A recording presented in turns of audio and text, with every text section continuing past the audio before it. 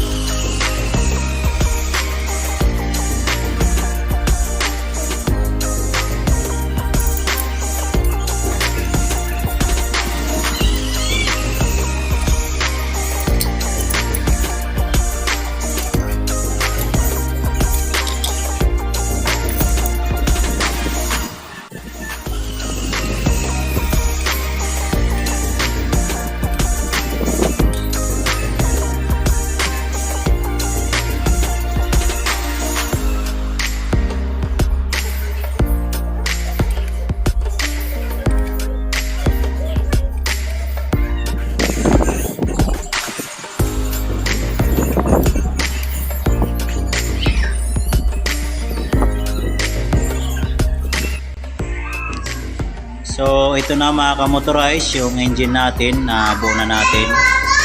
Ready to install na po ito. So ayan siya. So ready to install na. So hanggang dito na lang po yung video natin sa ngayon. I hope guys na may nakuha kayong idea sa video natin. At wag lamang pong kalimutan mag-like, share at subscribe po sa ating munting channel. Muli, maraming pong salamat sa inyong lahat. God bless po.